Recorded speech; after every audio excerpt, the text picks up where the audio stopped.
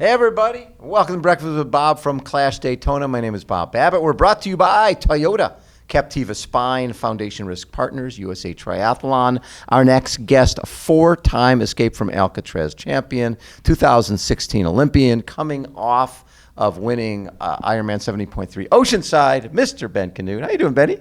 I'm doing pretty well. Thanks, Bob. Always a pleasure, my man. So this brings back pretty good memories. I think last year at this time, you were about to become a daddy. Yeah, the date, maybe not so much the race. I suffered a little bit out there and wasn't exactly You what went I off wanted. the front, though. But yeah, a little adrenaline. Yeah, a little bit of TV time. So hopefully a little bit longer TV time this time around. Yeah, well, this finish of the season has been really good. Yeah, I had a pretty strong start to the season with the middle just, probably lacking a bit of training and just falling a little bit flat, but refocused through June and July and really started coming on strong, I think, in August with Escape from Alcatraz, Collins Cup. Had a pretty strong performance at Worlds, and from there we've just been able to keep building, and a few weeks later at Oceanside, I feel like it started to click again. Yeah, and so what did you gain from this last year? Because you got third at Challenge Miami, so the track part of this is something that you've got some experience in now. Yeah, last year, so I know what the course is like. It's not straightforward, but it's loops, so it's hard to take a wrong turn or really not know the course well. But I think that between doing this and the Collins Cup as well, which was very flat in the aero bars for a long time, yes. I have a bit more experience in Texas 70.3. Yeah. I have a lot of these races stacking up now that force you to be in aero position for a long time. And that definitely can take a toll on you if you aren't used to that.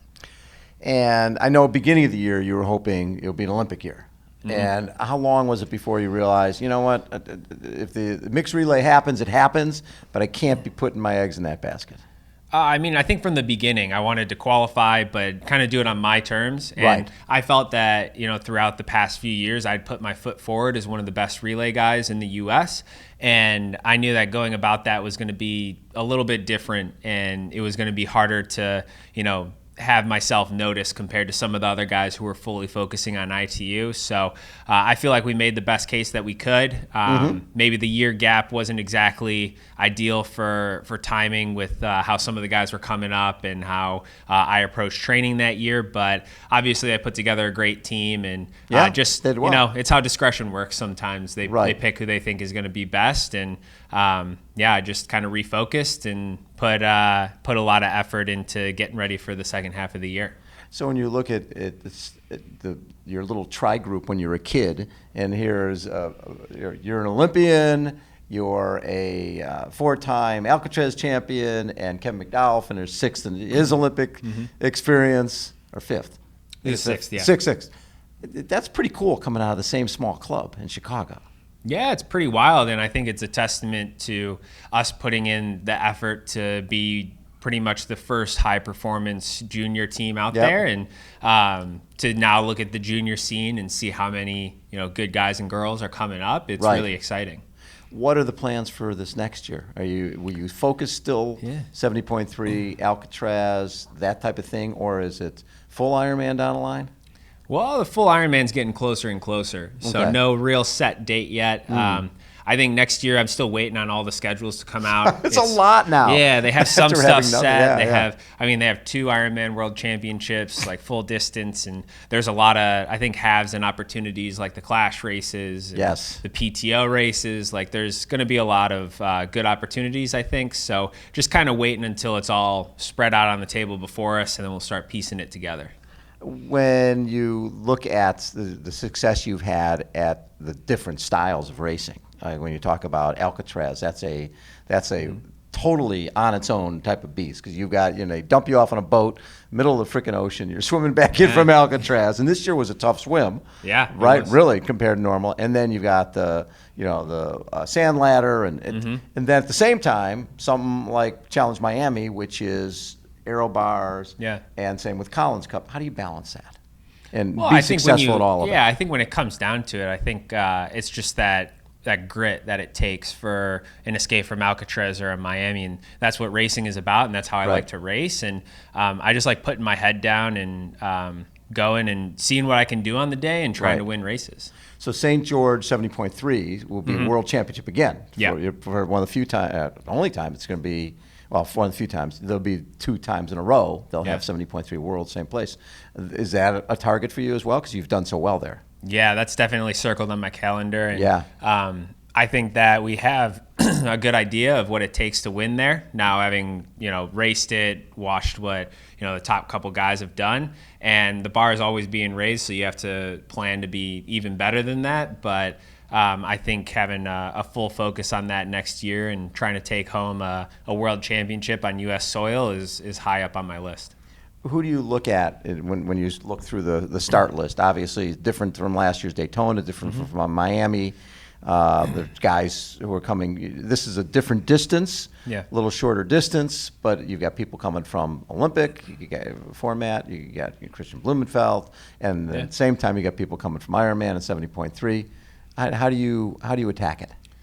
I think that I just have to race the race that I think I'm capable of, and everybody else can, react to that, because you don't know how anybody's going to go. I'm not really keying off anybody. Okay. I think, like you said, like Christian is somebody you can't ever, they're just like the Energizer bunnies. 721. They just don't stop, the Norwegians. But there's some solid guys here too. I know Rudy hasn't raced in a while, and neither is Hansen. Dietliv, you can always count on him to push the bike hard. So, it's just going to be kind of seeing how, what the gaps are coming out of the water, how they're coming down or anything like that during the bike. And I think that I'm really strong in all 3 right now. So, my plan is never really. You don't think about everybody else. It's not really a surprise. It's just, set the pace hard. And I think if it's a good, honest race, that on a course like this with, I think it's like 20 guys on the start line, there should be gaps that open up, and it'll be a pretty honest race overall. Well, and you like the 20-meter draft rule.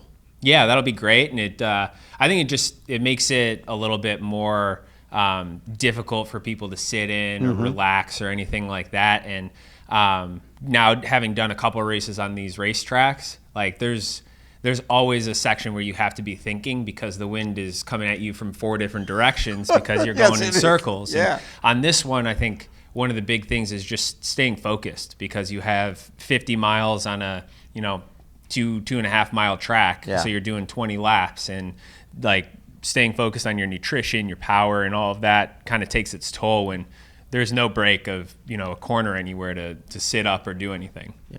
You did a ton of racing this year. Is that do you feel like, do you sort of race yourself in, like, the mid part of the season seemed like it led to the last part of the season, even though you probably weren't as happy with those results? I think the beginning of the season, I raced myself out of shape. And you do? Yeah, because I think that I did Miami and Texas, and that was good, but I don't think I gave myself a big enough block to really perform well at St. George in May. Right. And just came up just flat. A little flat that day. Yeah, and not, it just wasn't good overall. And I probably, after Miami, could have taken a block to set myself up there, but with St. George in like September, then I wanted to make sure I was qualified, give myself an extra chance. So with that, and then I stacked Yokohama and Italy to try. Oh, that's right. With the games. So then that's a lot of travel too. And by that point, I was running on fumes. Yes. I had very little true fitness left, and we had done a good training block over the winter, but by that point it's half a year already, and wanted to make sure that the end of the year where all the racing was going to pick up, because it seemed to have kind of a natural lull in that June kind of month. So we took like the rest of May and June to just start building, and I kind of started off with New York City to just check in on fitness, and was on the right trajectory, and then just started hitting my stride again once we hit Alcatraz and put together more blocks of training to kind of, get into the swing of things and find that fitness that I knew I was capable of and saw a bit at the beginning of the year, but just kind of got away from a little bit mid-year. Well, what's nice is next year is you won't have that Yokohama and some of that type of travel to have to think about. Yeah, and it's nice to be in control of my own destiny. I think with the ITU stuff and with a federation, and the way that I was going about it, I wasn't chasing points and trying to be the highest guy. I was just kind of waiting for, hey, we want you to race here. Here's an opportunity to prove yourself. And I had 2 or 3 weeks to hop on a plane to China or something like that. So that definitely made planning tricky. And Yes. now we can take a You don't look have at to worry all about the that. races. Yeah. Yeah, and we can say this is ideal, but we can sub stuff in, and it's all on our terms now. And the nice thing is there's a lot of options.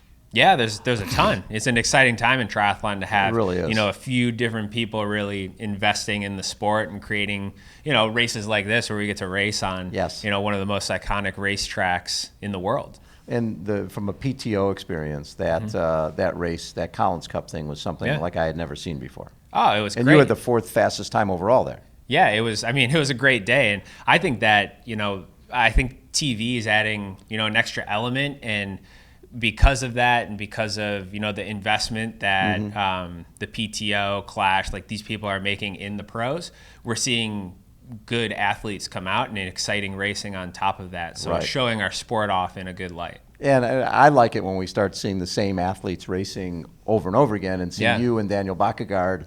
Yeah. That's become a nice little rivalry. Yeah, for sure. I know. I was a little bit disappointed he's not I know, showing I up was here. too. But it's, Yeah. Yeah, so, but again, it's end of the season, and it's just whoever can kind of piece together what they can from starting in February, March for some guys and going all the way through to December. It's a tricky balancing act. But you sort of need those guys, right? You need guys to push you, and having someone like a Daniel, is somebody when you're going to train, you're going, okay, I know Bakkegaard's out there training right now. I got to do my stuff. Well, and it just keeps getting more and more competitive too. So, Yes. and like I was saying before, like the bar keeps getting raised, and you don't want to just be catching up to where it's being raised like last year. You want to be, the one Ahead who's of it. raising it. So I think now with the extra focus and being able to train a bit more specifically, that's going to help out a lot. Love it. Benny, always great to catch up with you, man. And wait, when's your daughter's birthday? Saturday, December 4th. So That'd be a nice present for her. Yeah, I know. Got to bring home the win. for Yes, you Briella. do. Yes, you do. Great. Ben Kanute has been our guest, everybody. Again, we are at CLASH Daytona. My name is Bob Babbitt. Hold on. We'll be right back.